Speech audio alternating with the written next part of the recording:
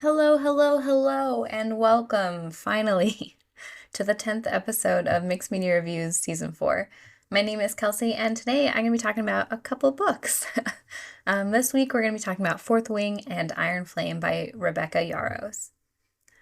My bad.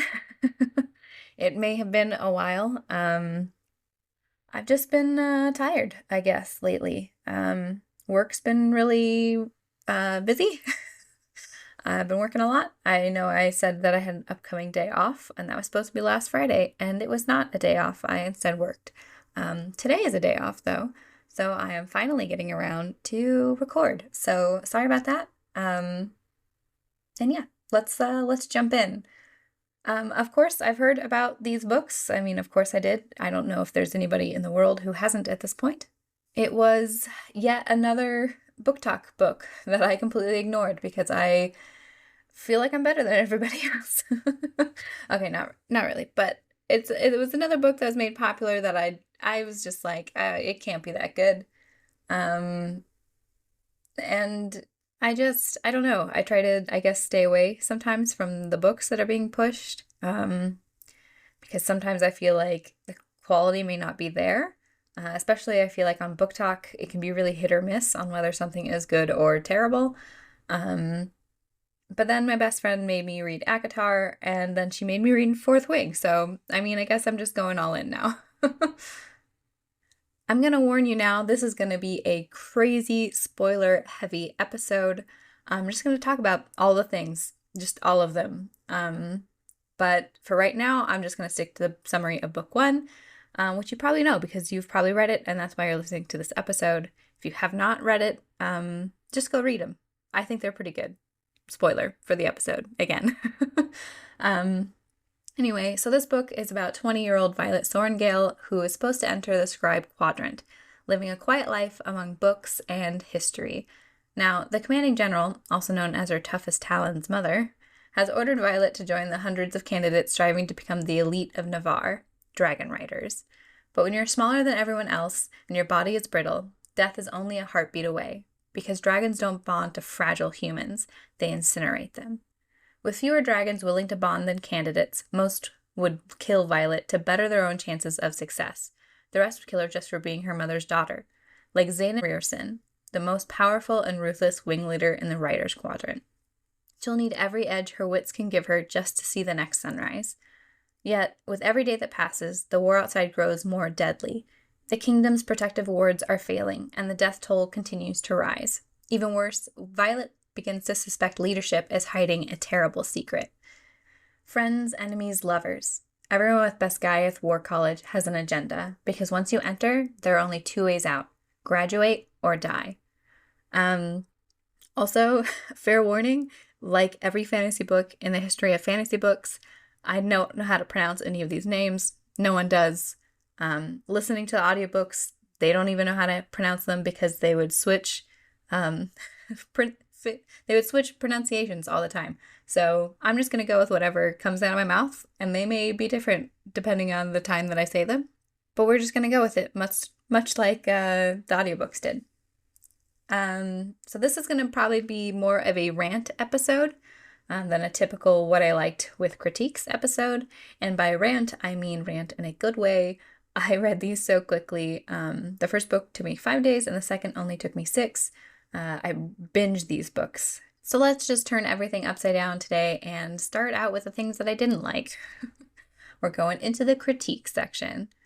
Much like ACOTAR, I want to get it out of the way before I dive into what I really loved about these books. So first up, let's talk about the writing. While I did actually like it, and I will go into more detail later, I will say that she packed a lot of information into one sentence. It's not the worst thing in the world, and it's not even an egregious case necessarily. I just thought that sometimes breaking up the sentences could help us digest the info a bit better. Like, take this sentence.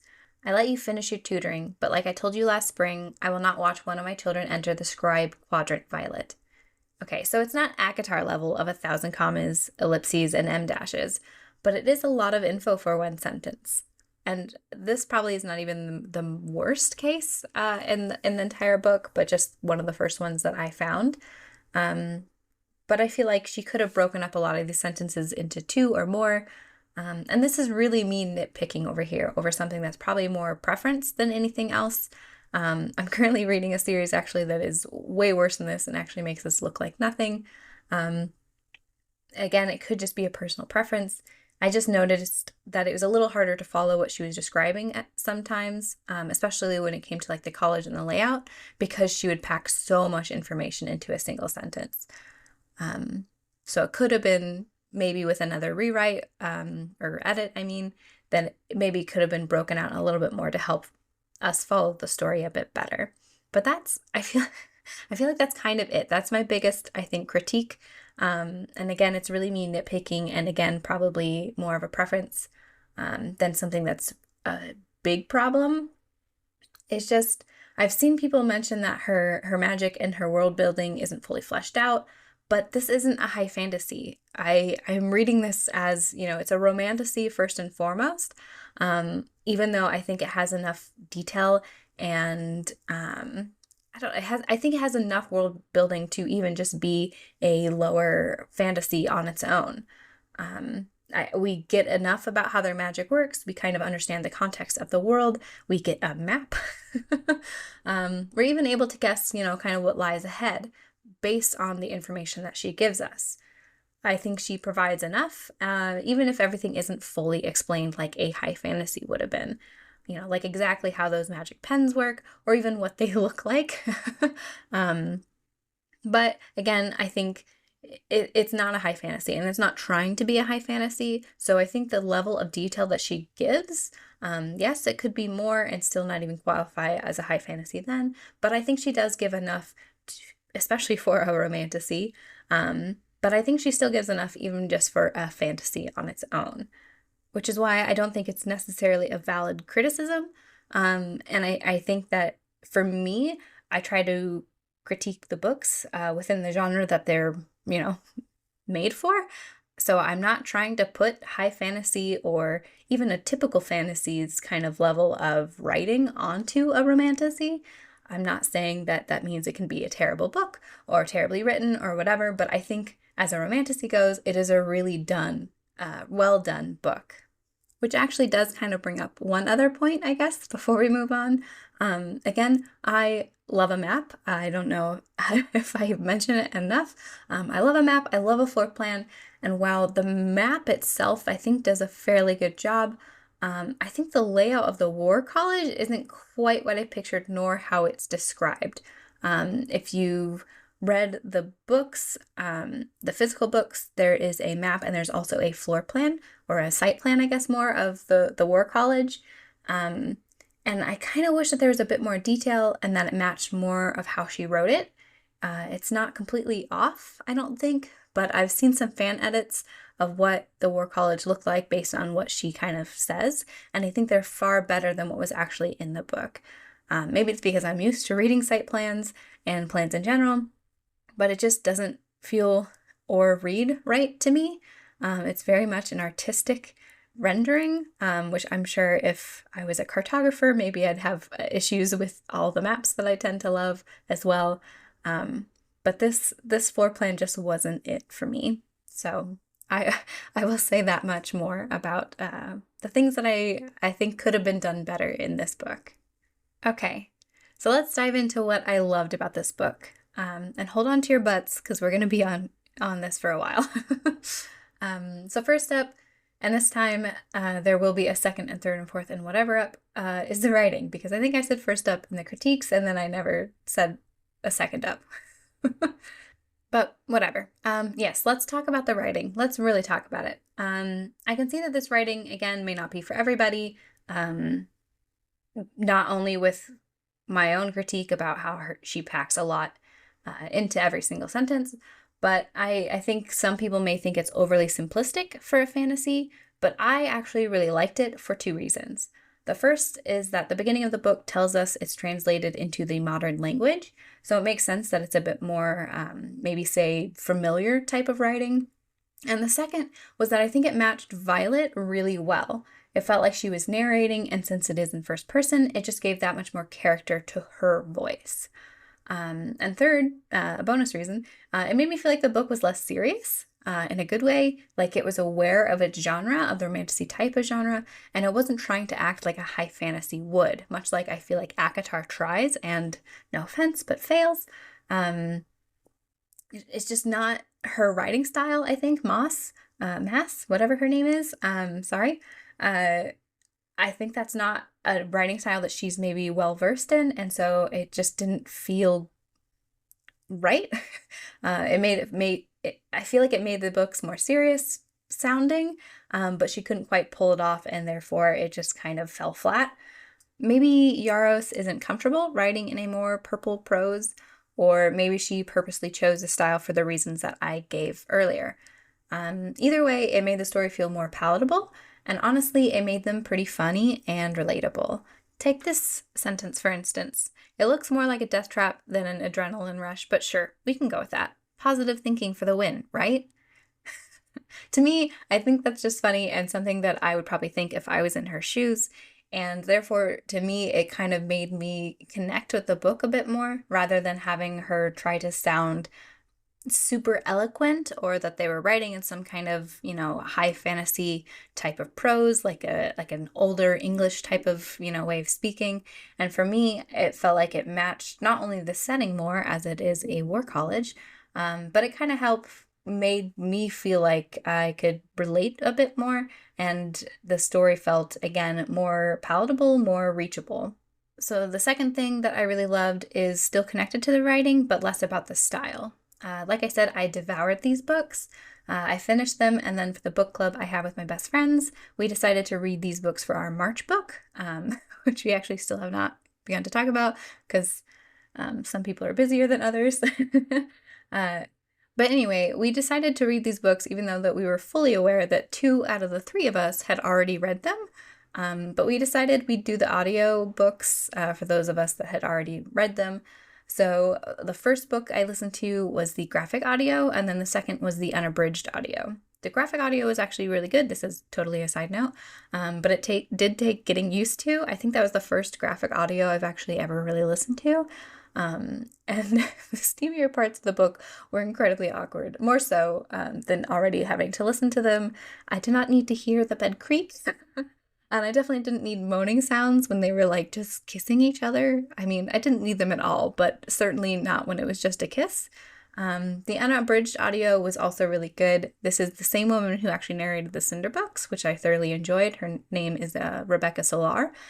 She did a fantastic Taryn, really throwing herself into it. I will say, and I'm still off track, the only critique, again, that I had for the audiobooks is that no one pronounced any of the names the same way. The names of the places, of the dragons. I feel like Tien should be Tien and not Tiny, but they kept calling her Tiny, or him. I can't remember the dragon gender. They kept calling them Tiny, and I was really confused because sometimes it was Tien, then it was Tiny, then I think the unabridged was all Tiny, and Tara was Tara at first in the graphic audio, which is how I pronounced it because that's one of my best friend's name is Tara. And then it turned into Tara later, like in the second part of the graphic audio, and then it was Tara all throughout the unabridged. And it was really annoying. Like, these people have been listening, right? Like, there's other people who listen to them speak, and I can't believe that they didn't have like a pronunciation guide or something to help track to make sure everybody was pronouncing everything the same way. Anyway, back to the main point. I really enjoyed my my listen in general of the books that I had already read. I don't know how to explain that. But anyway, I really enjoyed it. Knowing what I knew from the end of Iron Flame, it was very much there in the first book. Everything we learn isn't really actually kept from us. Now this is where I'm going to really start getting into the spoilers. So again, I'm just going to say that I highly recommend listening or reading these books, so please stop this episode and check them out first if you have not, because again, I genuinely loved them. So of course, at the end of Fourth Wing, we found out a couple things. What Venin and Wyvern exist, Brennan is alive. Then at the end of Iron Flame, we learned another couple things. Xaden has a second signet, he can read intentions, and that the dreams Violet has been experiencing have really been Xaden's dreams. The Sage was actually after him to get him to turn into Venin and not Violet, which he then ultimately does. Again, for love. rereading these, or whatever, you get the idea. All of these things were actually there. And I think it's really two things. Yaros is good at telling us what is secret without us knowing, and she's really good at foreshadowing. We knew Violet would get the Black Dragon because when introducing the Black Dragon, Kaori says, since this is the only time you'll ever see him, here's the only other black besides General Melgren's. And I wrote her dragon when I first read this on my Kindle. Another moment in the same time frame is when Devera says, in the past, writers have seldom been called into service before graduation. And I literally wrote foreshadowing, and it was. So she's good at like placing little hints and things into the books, which is good writing techniques, is to not necessarily have everything always sprung on you so that you don't know, but to put all of these details kind of in there to pick up later. It's kind of, there's a thing in writing called Chekhov's, I don't know how to pronounce it, gun. It's basically a narrative principle that states that every element in a story must be necessary and irrelevant elements should be removed. The biggest example is if there is a gun in a story, it must be used later.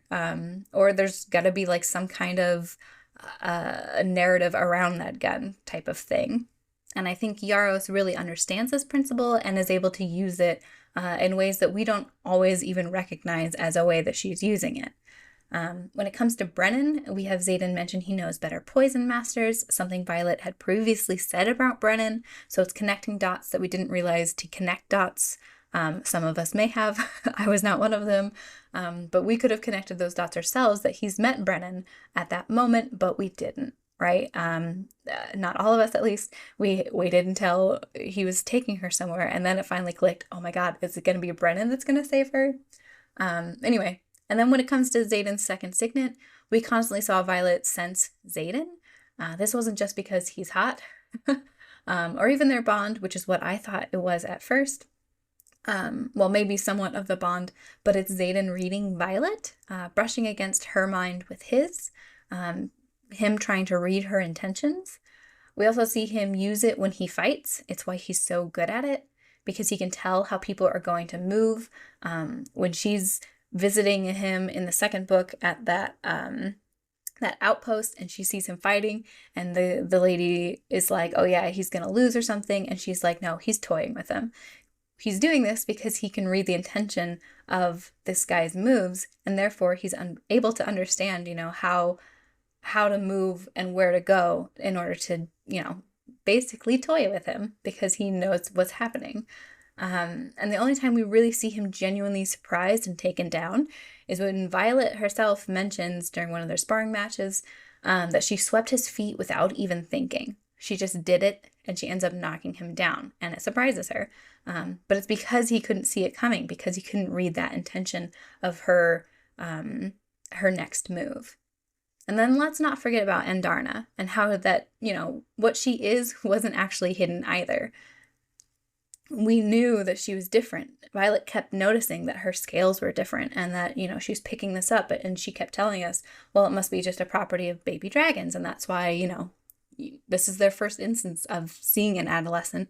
So maybe it's just something that these, smaller dragons do, that as they're shedding their golden scales, they start picking up other colors. But then we realize towards the end of Iron Flame, no, it's not a thing.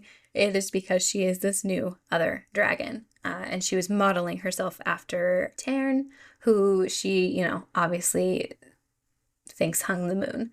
So all of these little things, all of these details are what make these books so good. She knew where the story was going, had already kind of mapped it out, if you will. And because of that, we see these things happen before us actually knowing that they're happening. And while some may have picked up on it, like I said, it really is something you don't really think about. She mentions Xaden's dragon picking his grandfather. She mentions the second signet. She mentions it not typically allowed. The dragons being able to choose someone from the same family line that they've already chosen from, that it can cause madness in people. And while you may piece it together in the caves with Violet before she comes out and says it, the breadcrumbs were still there all along to be followed. Good twists can come out of nowhere, but the best twists are the ones you can see coming without knowing you're seeing it coming. when those dots finally connect and you realize it was there all along. Yaros does this really well and with many different things. It makes me wonder what else that she's put in that I've missed that will be revealed in later books.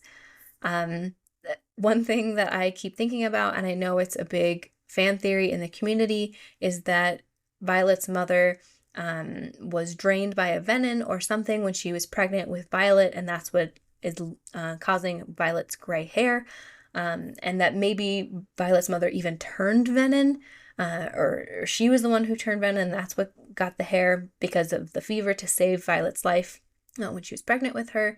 And I keep just thinking about how towards the end of Iron Flame, when she kept seeing her mother, she kept mentioning how tired she looked with the bags under her eyes. And again, going back to the Chekhov's gun principle, it feels like Yaros really does include everything that's very important later on. And I feel like something's going to come out about her mother. Not that she turned full venin, of course, but remember she talked about her eyes being red at one time. She talked about there was the portion of the title of one of the chapters that talked about her asking about a cure. So there's all these little hints that seem like all of these pieces together could point to her mother being venin, and I wonder if that's going to be coming out in the next books, or at least there's going to be some reason why she was asking these questions, or what the research her father was doing, or something, because again, I feel like she doesn't just put things in to put things in. She's very connected to her story and very connected to everything that she writes in it. So while waiting will be very hard for this next book, I'm glad that Yaros has stated that she's going to start taking her time with the next one, because I feel like some people said that they thought the second book felt rushed. I didn't feel that way. I thought it was really good. I know a lot does happen in the second book, but I liked that it was fast-paced, I guess.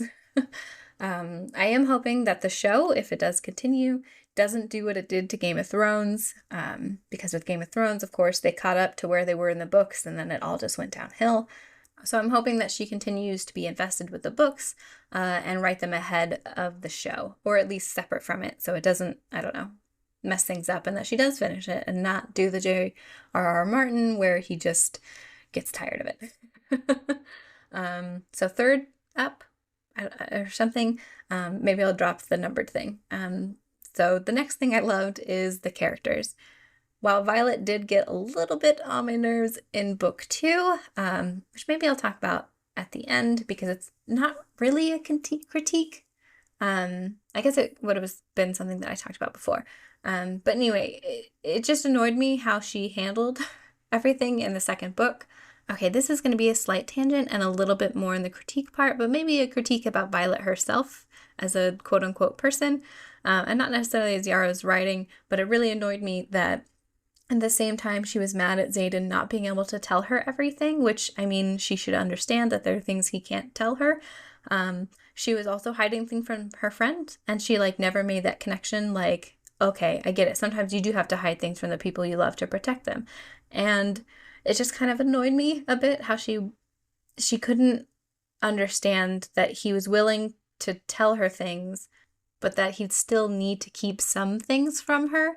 It did annoy me that he kept saying, oh, you just have to ask. Well, why don't you just tell her? But at the same time, we learned that he have this intrinsic ability to be able to see her intentions, and maybe he really did know that she never intended to ask, or that she, because his thing is that he thinks that she only or doesn't ask the questions, even though she knows the questions to ask, because she doesn't want to know the answer. So maybe there is truth to that because of his second signet, but it just felt like, just tell her the things that she wants to know, or be more, forthcoming.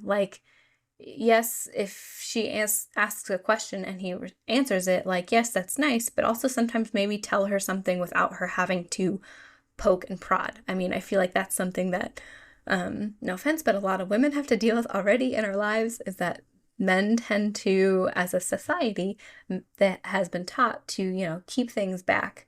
And so it's annoying when, yes, you can tell me your feelings, but why do I always have to ask you about your feelings? Right? Right, girls? Anyway, side note. Okay, back to the characters. Really love them. Of course, I love Xaden. But I also loved Liam so much. Ugh, Liam. I also loved Rhiannon. She was great. And I loved Violet sometimes, most of the times. Just sometimes she annoyed me in book 2, but otherwise I thought she was a fantastic character. I love Jessina. My favorite character might have been a human character, at least, was probably Riddick. He was just always hilarious, and I loved him from the beginning. Anyway, for dragons, obviously Taryn and Andarna were just super cute. The way that Taryn has her back is just so chef's kiss. They're super cute together. I love the way that they bicker, and I love that when she becomes an adolescent, she's so sassy. It was just too cute. I just want to make a quick point about Violet as well. I think most people in the fandom know that Rebecca Yarros has a chronic illness, the EDS. I'm not even going to try to pronounce what it actually stands for, but it's basically a genetic connective tissue disorder. And it's something that Violet also shares the symptoms of. The fact that her joints pop out of place and she's always having to wrap them, the fact that, she's not as strong as a lot of the other people, all of these things that are kind of the same symptoms that Rebecca Yarros herself has.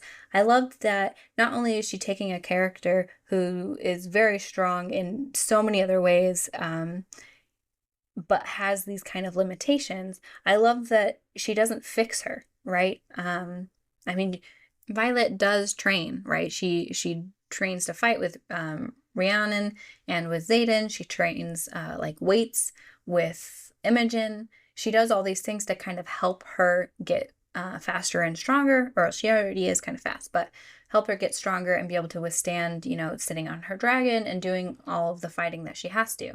But she still needs the saddle in the end. She still needs to wrap her knees. When she's going with all of the flyers up the side of the mountain, she's still not strong enough to be able to hold up the flyer, and her shoulder still dislocates, right? I mean, she's not fixed. She's certainly stronger, and she's certainly able to have more stamina in the end, but she still has all these problems. And I really loved that. I'm sure for many people that already have this disease or have similar limitations, I'm sure it's really great for people to be able to see that you may never be fixed in quotes, but you could still do a lot more. You can't just be limited by what other people tell you that you should be limited by, right? Dane keeps trying to get her out of the writer's quadrant, but because he feels like she's limited, because he doesn't actually see her potential to grow or to, get a little bit better at being able to do the things that he doesn't think that she can do. And so I really like that she was able to keep this in. And again, it shows that we all have our strengths and we all have our weaknesses, but we should not be defined by our weaknesses. And keeping Violet still struggling with this at the end of book 2 shows that these weaknesses do not define her. I've also seen some people online say that they literally realized that they had this disease by reading what happens to Violet and understanding that, oh, this isn't a typical thing, or for them to finally connect the dots and to be able to be like, oh, maybe that's what I have because I also suffer from all these things. So I think it's really, really well done to be able to introduce this into a character, and for her to be able to find somebody that, that represents her in a book is probably pretty nice. So what else? Kind of going back to the writing again, I loved the exposition. That may not be for everybody, but I loved how she inserted it. From Violet's recitation, when she, got nervous and she would start, spouting off information for us, the reader, to kind of learn more about the world. I thought that was really good use of exposition.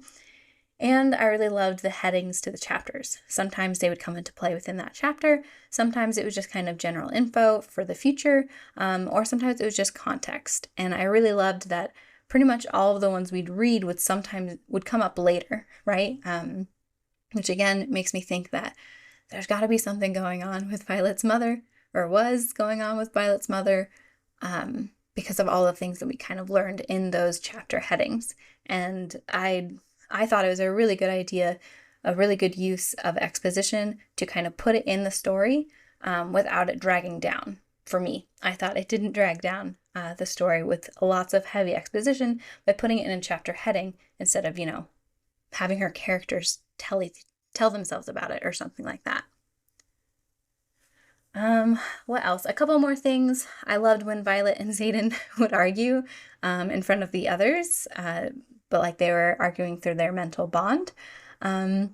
There's this one point, I think, that where they're on the fight field in book 2 and they're fighting and someone is like, are they fighting right now? And the other person was like, yeah, they always do this. And it was just really hilarious because it's funny because they don't school their faces. And so they're obviously having an argument, but like in their heads. And I thought it was hilarious. And I loved every single time that it happened. And I think it only happens twice, but I love them both. Last, if you don't know, there are a couple bonus chapters on her website. And I love that they are free and you don't have to buy like 20 different books to get these different chapters. They're just on her website and it's great.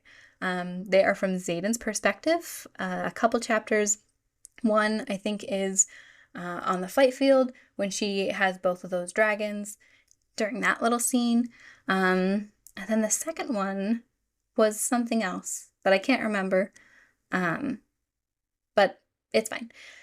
You should read them if you haven't, because they're really good and really great. I have heard a fan theory that as Violet starts hiding more secrets, that we'll start getting more Xaden's point of view, because as you read those 2 bonus chapters, you learn why we couldn't have things from his point of view, because, of course, he has tons of secrets at these points, and he doesn't hold them back from himself or his dragon, so... I think that would be interesting. I would love to hear more of Xaden's point of view as well. I think her bonus chapter showed that she's very comfortable in writing in his voice as well. So hopefully that means that at some point we will get some chapters from him, more chapters. If it's more in the book or more bonus chapters, either way, I'd be happy. Yeah, so if you love romantasy, I'm sure you'll love this series. And honestly, even if you like more of a chill fantasy, you may still like it. If you're not into spice, you maybe can just skip those parts, I guess. I mean, I know it's not really my thing, but I have realized that I do love romance in books. I just don't need them to be so explicit. I'm fine with closed-door romances or fade to black, But even then, I still really love these books and I really enjoyed reading them. And I just had to fight through the awkwardness of reading this stuff. But in the end, I think sometimes a book just hooks you for whatever reason, whether you are just in the mood for that story or you can relate or something else entirely. It just speaks to you. And I'm not sure what it was, but these books spoke to me and I could not get enough of them. I cannot wait for the next book, which I've already pre-ordered, and will come out January of next year. I genuinely cannot wait. I, again, listened to the books and then I read the books and then I listened to them, and I still kind of want more of this story. So we'll see if I can wait that long. But in the meantime, I guess I'll just have to read a bunch of other random books, which I guess I'll happily oblige. And there you have it.